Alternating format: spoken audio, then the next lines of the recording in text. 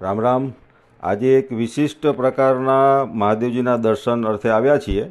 બોરસદ તાલુકાનું દેવાણ કંકાપુરા ગામ, ત્યાં અને વાયકા જોડાયેલી છે દધીચી ઋષિ સાથે, અને દધીચી ઋષિના તપસ્થળથી આ શિવલિંગની પ્રગટ્ય થયેલું છે. અને ત્યાં જે દેવ દાનવોના યુદ્ધ વખતનું જે દધીચી મુનિના હાડકામાંથી જે વજ્ર બનાવવામાં આવેલો હતો, જેનો ઇન્દ્ર દ્વારા ઉપયોગ કરવામાં આવ્યો હતો, એ વજ્ર બનાવવાનું જે બન્યું હતું એ આ સ્થાન ઉપર બન્યું છે એવી વાયકા છે. અને કામધેનુનો સાથ સહકાર એમાં મળ્યો હતો. ખૂબ પુરાતન જગ્યા છે. અને મહીસાગર જે નદીનું પણ એક વિશિષ્ટ મહાત્મ્ય છે. મહીસાગર નદીના કાંઠા ઉપર વસેલું આ દહેવાણ ગામ અને બાજુમાં કંકાપુરા ગામ, બંને જોડિયા ગામ તરીકે લગભગ છે એ પ્રકારની પરિસ્થિતિમાં. આજે આપણે એના દર્શન અર્થે આવ્યા છીએ. અહીંયા બાજુમાં જ એક રામ દરબાર છે, અને રામ દરબારની પણ એક વિશિષ્ટ એની વાત છે. અને ત્યાં જલજીરણી 11 દિવસે ત્યાં 1.25 મણની એક કુંડી, એમાં કાનજી મહારાજ અને રામજીની બિરાજમાન કરીને એમને નૌકા વિહાર કરાવવામાં આવે છે. એનું પણ એક વિશેષ મહાત્મ્ય છે, એનું પણ વાતચીત કરીશું એના સમય દરમિયાન. આજે આપણે દંડપાણેશ્વર મહાદેવના દર્શન કરીએ. ઓમ નમઃ શિવાય, હર હર મહાદેવ. આજે બોરસદ તાલુકાનું દેવાણ ગામ, મહી નદીનું એકદમ કાંઠા ઉપરનું ગામ છે, અને ખૂબ પ્રભાવી ગામ છે સામાજિક રીતે પણ. અને એ પ્રકારે અહીંયા દધીચી ઋષિના નામ સાથે જોડાયેલું આ દંડપાણેશ્વર મહાદેવ એ અહીંયા બિરાજમાન છે.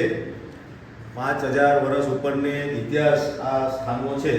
અને અહીંયા કહેવાય છે કે દક્ષ પ્રજાપતિનો જે યજ્ઞ ચાલતો હતો એને અધૂરો છોડીને દધીચી ઋષિ આ સ્થાન ઉપર આવી ગયા, અને અહીંયા તપ આદર્યું એમણે.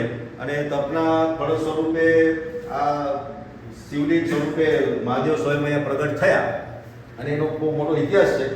આની અંદર 2 છિદ્રો છે, 2 માથામાં એની ઉપરના, એનો પણ એક ઇતિહાસ છે.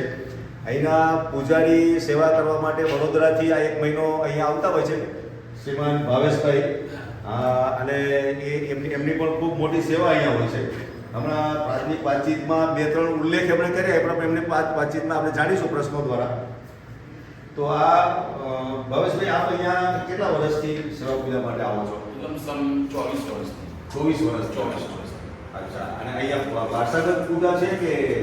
નહીં, દધીચી બ્રહ્મ સમાજ, દધીચી ઋષિ જોના વંશજો જે છે પાછળના અત્યારે હાલમાં આધુનિક, એ બધા આજુબાજુના ગામ દેવાણમાંથી આવે, વડોદરાથી, કાનવાથી, અલગ અલગ જગ્યાએથી દરેક પૂજ્યો એમની અનુકૂળતા, એટલે સમય આવે, સોમવાર છે, રવિવાર, એ પ્રમાણે. કારણ કે નોકરિયાત વર્ગ છે, નોકરિયાત વર્ગ એટલે રવિવારના દિવસે ખાસ આવે છે, અને સોમવારના દિવસે લઘુરુદ્ર રોજ થાય છે. આ મહાદેવજીનો ઇતિહાસ જે છે આપણી દધીચી સાથે જોડાયેલો, એ થોડું આ મહાદેવનો ઇતિહાસ એ બતાવે છે શાસ્ત્ર શ્રીમદ ભાગવતની અંદર બતાવેલું છે. 10મો સ્કંદ કાં તો 12મા સ્કંદની અંદર મહાદેવનું પ્રાગટ્ય બતાવ્યું છે સંક્ષિપ્તની અંદર. તો દક્ષ પ્રજાપતિ એના ઘરે અશ્વમેધ યજ્ઞ કરી રહ્યા હતા. એ અશ્વમેધની અંદર દરેક દેવોને, ઋષિઓને, અત્યારના યુગમાં બ્રાહ્મણો, એ જે તે સમયના સમયમાં એ ઋષિઓ યજ્ઞ કરતા હતા. મહાદેવને આમંત્રણ નહીં આપવાનું એવું જાહેર કર્યું નારદજી દ્વારા. આમંત્રિત થઈ બધા દેવો વગેરે પધાર્યા. ચંદ્ર, સૂર્ય ઇત્યાદિ દેવો દરેકની પીઠો, જેમ નવચંદીની અંદર પીઠ બનાવી ઈશાન ખૂણાની અંદર મહાદેવનું સ્થાન. દધીચી ઋષિ સાથે 7 ઋષિઓ બેઠા હતા. 7 ઋષિ એટલે દધીચી ઋષિનો સમય આવ્યો અને શિવનું સ્મરણ કરવામાં આવ્યું, શિવની હાજરીની. એટલે તરત દક્ષને ગુસ્સે થઈને બોલ્યા, અરે હે દક્ષ, આ સ્થાન ઉપર મહાદેવનું સ્થાન ન હોય તો હું આ યજ્ઞ કરાવીશ નહીં. આ તારો યજ્ઞ અધૂરો છોડીને હું જઉં છું. એની પાછળ ગૌતમ ઋષિ નીકળ્યા, બકુલેશ્વર ઋષિ, ધુમ્નેશ્વર ઋષિ, કપિલ મુનિ વગેરે 7 ઋષિ ઉભા થઈ આ કંકાવતી નગરી, પણ દેવણ મધ્ય નગરી બોલાય છે. દેવણ મધ્યની અંદર બેસી દધીચી ઋષિની તપશ્ચર્યા કરી. બાજુમાં ગામ છે ગાંજણા, ત્યાં ગૌતમ ઋષિ આવ્યા. બાજુમાં છે બદલપુર, ત્યાં બકુલેશ્વર નામથી પ્રસિદ્ધ છે. ધુવારણની અંદર જે પાવર સ્ટેશન આવેલું છે એની બાજુમાં છે ઇન્દ્રધુમ્નેશ્વર. આ મહીકાંઠાની બરોબર સામે કપિલ મુનિ આવે છે, કાવિક કંબોઈ. અત્યારે જ્યાં ભગીરથ પ્રણય સમુદ્ર અભિષેક કરે છે, તો એ દધીચી ઋષિ અહીંયા તપશ્ચર્યા કરી. તપશ્ચર્યા દ્વારા મહાદેવજી પ્રસન્ન થયા કે હે બોલે, હે ઋષિ, આપની તપશ્ચર્યાથી હું પ્રસન્ન છું. તમે જે દક્ષ પ્રજાપતિને ત્યાં યજ્ઞની અંદર મારું સ્થાન ન હોવાથી તમે ઊભા થઈને આવી ગયા, તમારી પાછળ તમારા 7 ઋષિઓ પણ ઊભા થઈને આ સ્થાન ઉપર બિરાજમાન છે. પ્રભુ બોલો મારી સેવા. એટલે દધીચી ઋષિ બોલ્યા, હે મહાદેવ, હે ભોળાનાથ, આશુતોષ ભગવાન, આપ અહીંયા સ્થિર થઈ જાઓ. અહીંયા સ્થિર થઈ ફૂલની પાંખડી કાં તો તને એક જલાભિષેક કરે તો દરેક ભક્તના દુઃખ તું દૂર કરજે મારા થકી. ભગવાને કીધું તથાસ્તુ. એટલામાં દેવો અને દાનવો વચ્ચે યુદ્ધ થયું આસનોમાં. એની અંદર તારકાસુર નામના રાક્ષસને મારવો. એ રાક્ષસને મારે તરત પાછો જન્મ મારે જન્મ. એટલે દેવર્ષિ નારદજી, દેવો વગેરે ભગવાન વિષ્ણુ જોડે ગયા. અરે હે વિષ્ણુ, ત્રાહિમામ ત્રાહિમામ. એટલે વિષ્ણુએ કીધું, બોલો દેવર્ષિ, શું સેવા કરીશું? કે અમારે આ પ્રોબ્લેમ બન્યો છે કે જે તારકાસુરને મારીએ છીએ મરચન ઉભો થાય છે. કે એક કામ કરો, તપશ્ચર્યા મુનિ દધીચી ઋષિ દેવણ ગામ, જે આણંદ જિલ્લાની બાજુમાં તાલુકાની બાજુમાં મહી કિનારા ઉપર દેવણ ગામની અંદર એની ભાગોળ ઉપર મહી તટ ઉપર બેસી તપશ્ચર્યા કરે છે. એના હાડકા છે, એનું વજ્ર તમે બનાવો. એના વજ્રથી એનો ધ્વંસ આવે. ત્યારે સંવાદની અંદર ફરી પાછું વિષ્ણુએ કીધું, અરે હે દેવો, એક પણ તમને કહું છું કે એનું હાડકું તમે કાઢો એટલે એનું રક્ત નીચે પડવું ના જોઈએ. એટલે દેવર્ષિ નારદજી બોલ્યા કે પ્રભુ, આના માટે શું કરીએ? તો કીધું કે પૃથ્વી તત્વ ઉપર અત્યારે કોઈ આમાં રાજી નથી મનુષ્ય યોનિની અંદર, પણ તમે કામધેનુ નામની ગાય છે એને લઈ જાઓ, એ ચાટશે અને વજ્ર નીકળશે. એટલે એ ચાટવા લાગી. ચાટતા આખા હાથ આગળ એનું હાડકું નીકળ્યું છે.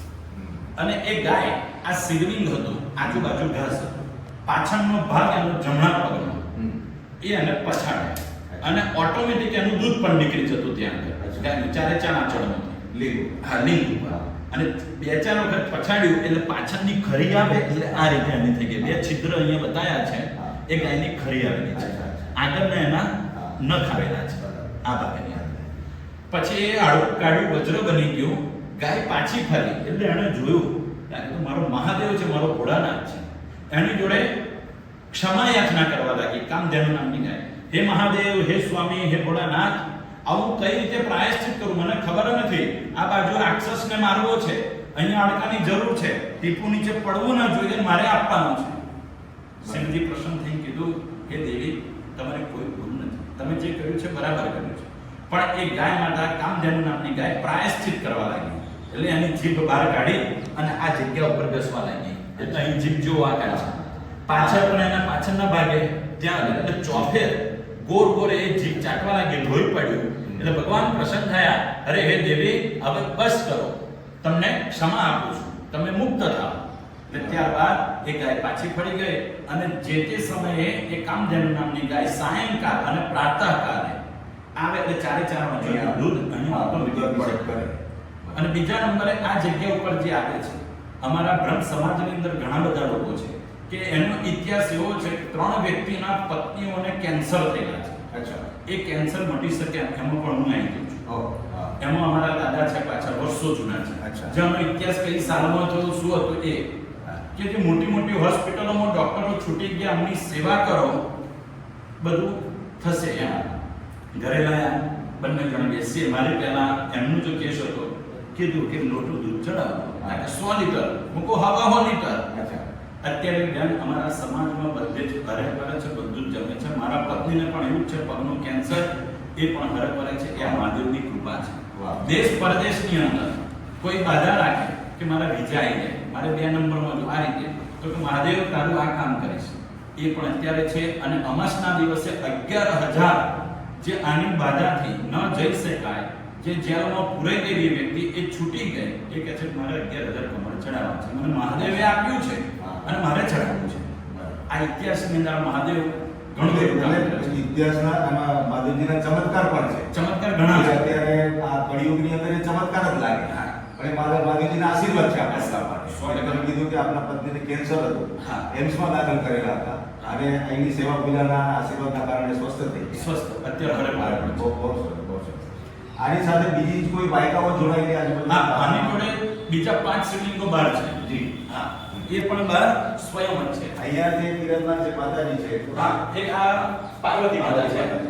અહીંયા દધીચી ઋષિ એનું ચિત્ર મૂક્યું છે કે આ ઋષિએ અહીંયા બેસીને તપશ્ચર્યા કરી. હા અને આ જ ઋષિએ કીધું કે અહીંયા આગળ કોઈ પણ ભક્ત આવે ફક્ત જળનો લોટો ચડાવે એની મનોકામના પૂર્ણ કરે છે. એટલે દધીચી ઋષિનું સ્થાન એ સ્થાન મૂક્યું છે. અહીંયા મહીસાગર માતા કે મહીસાગરના કિનારે જે 7 ઋષિઓ બોલ્યો અને સાથે 7 શિવલિંગો મહીસાગરના કિનારે છે 7 કિલોમીટરના અંતરે. બરાબર. એ આ મહીસાગર. આપનું જોડું સલામત છે હજુ પણ? જી જી જી. હા. આ દાદાના પત્નીને પણ કેન્સર હતું અને અહીંની સેવા પૂજાના કારણે અને દુગ્ધાભિષેકના એના પર્યાયના ભાગરૂપે એમને આશીર્વાદ મળ્યા છે. અને તમારું જોડું ભગવાન ખૂબ દીર્ઘાયુ કરે મહાદેવજી, એમના જેવી જોડી તમારી બને બધાની, એવા આશીર્વાદ આપણે બધા કરીએ. અને બહાર જે બીજા જે મહાદેવો છે એને પણ સાથે આપણે લઈએ. જરૂર. હા, ઓકે. અહીંયા મુખ્ય જે મંદિર જે છે એ દંડપ્રાણેશ્વર મહાદેવ, અને એની આજુબાજુમાં બીજા છ શિવલિંગ અહીંયા બિરાજમાન છે. એ અલગ અલગ એમના નામકરણ પણ થયા છે. અહીંયા સામે દેખાય છે રામેશ્વર છે, મહાકાલ. હા મહાકાળેશ્વર છે. આ બાજુ શંખેશ્વર એવું કંઈક વંચાય છે. હા હા હા. તો એ એવી વાયકા છે કે ભાઈ અહીંયા આ જે કામકાજ થયું અને પછી સમય જતાં જે ખોદકામ થયા અને ખોદકામ સમય દરમિયાન આ શિવલિંગો ત્યાંથી પ્રગટ થયેલા છે અને એને ત્યાં સ્થાપિત રાખીને એની સેવા પૂજા કરવાનું ચાલુ રહે એ પ્રકારની યોજના કદાચ અહીંના સ્થાનિકોએ બનાવી હશે અને એ પ્રમાણે પરંપરાગત ચાલી રહ્યું છે. તો આ શ્રી દંડપ્રાણેશ્વર મહાદેવ એ આપણે દધીચી ઋષિ સાથે જોડાયેલો ઇતિહાસ છે એનો, અને અહીંની જે પરંપરા છે એ પ્રમાણે, અને અહીંના ચમત્કારો અલૌકિક છે. જેમ અંદર જેમ કીધું કે ભાઈ કેન્સર થયેલા વ્યક્તિઓ એકદમ સ્વસ્થ થઈ ગયા. એક તો ભવેશભાઈના સ્વયં પત્ની એમના એ પ્રકારે હતું. ભવેશભાઈ, આપ કેટલા સમયથી અહીંયા આવો છો? હું અહીંયા 24 વર્ષથી આવું. 24 વર્ષથી. 24 વર્ષ. અચ્છા. અને શ્રાવણ મહિના પૂરતા જ આવો છો? શ્રાવણ મહિના પૂરતો પછી કોઈ વિધિ વિધાન હોય મારી નવચંડી અચ્છા, વગેરે અચ્છા, અહીંથી નીકળ્યો હોય હા, હા. તો અહીંયા પગે લાગવા માટે અચૂક આવું. બરાબર. બાકી શ્રાવણ મહિનામાં ચોક્કસ અહીંયા શ્રાવણ મહિનામાં પૂજા ઘર માટે બાળ ફરીને ગોપાળ બધું છોડીને અહીંયા જ રહું છું. બરાબર. અહીંયા જ રહું છું. અહીંની કાયમી સેવા પૂજાની જવાબદારી કોની હોય છે? અમારા બળવંતદાજી છે, અમે ભૂદેવો જે અહીંયા અચ્છા, સ્થાનિક અચ્છા. મહિના માટે રોકાયેલા છે, હા. 7 બ્રાહ્મણો હા, હા. લઘુરુદ્ર માટે. બરાબર. તો વારા ફરતી અમે કરતા હોઈએ છીએ. આખું વર્ષ ચાલતું હોય છે. હા, કરીને. આખું. બરાબર. અને આ ગામ જે દેવાણ ગામ છે એ દેવાણમાં પણ સ્થાનિક લોકોને પણ દાદાના પરચાઓ મળ્યા હશે. દેવણમાં છે, બાજુમાં કંકાપુરા પણ કહેવાય. હા, બંને હા. સીમ એક જ છે. કંકાપુરામાં ઘણા લોકોને મળ્યા છે, દેવણમાં પણ ઘણા લોકોને મળ્યા છે. આમ તો દેશ પરદેશની અંદર આણે ડંકા વગાડ્યા છે. ઓહો. જેમ કહે છે કે દેશ પરદેશમાં ડંકા વગાડ્યા કષ્ટભંજન, હા, હા. એવી રીતે આ દાદાએ ઘણા લોકોને બરાબર. ઘણા લોકોના સારા કામ એવા કર્યા છે. તો અહીંયા બાજુમાં જ આ બાજુ રામ દરબાર છે. હા, ત્યાં ભગવાન રામ, માતા સીતા અને લક્ષ્મણજી બિરાજે છે હનુમાનજી સાથે. એની પણ એક સરસ લોકકથા અને વાયકા છે ત્યાં. અને અહીંયા એક જલજીરણી 11 હા, એ જે શ્રાવણ ભાદરવા સમય દરમિયાન આવતી હોય છે, હા. એ દરમિયાન અહીંયા કુંડી એક વહેતી કરાતી હોય છે એવું પણ છે. સવામણની. હા, સવા મણની એક કુંડી છે. એ કુંડી નદીમાં વહેતી હોય છે. એનું પણ સ્થાપન ત્યાં બાજુમાં ત્યાં જ છે. રામજીના હા, સાનિધ્યમાં. રામજીના સાનિધ્યમાં એ છે. ત્યાં પણ આપણે જઈશું હમણાં, ત્યાંની પણ માહિતી લેવા માટે. તો આ દંડપ્રાણેશ્વર મહાદેવની માહિતી આપણે ભવેશભાઈ પાસેથી મેળવી અને ભગવાન તમને ખૂબ બળ બુદ્ધિને આયુષ્ય આપે, અમે પણ એવી પ્રાર્થના કરીશું. બરાબર. અને તમારા ઘરમાં તો પરચો સાક્ષાત છે.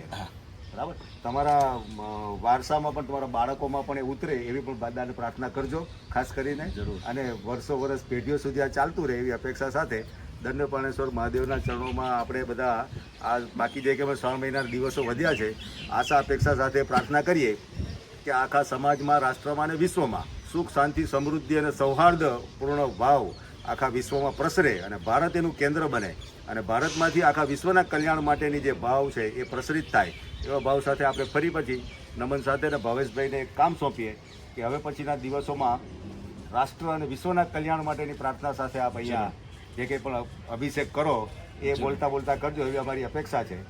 અને ભારત વિશ્વનું નેતૃત્વ કરે એ પ્રકારના ભાવ સાથે આપણે બધા હિન્દુ રાષ્ટ્ર હા. બને એવી તો મહાદેવના ચરણોમાં પહેલા દિવસથી પ્રાર્થના કરીએ જ છે. બિલકુલ સરસ. તો આ એક વાત છે. આગળ રામ દરબારમાં જઈશું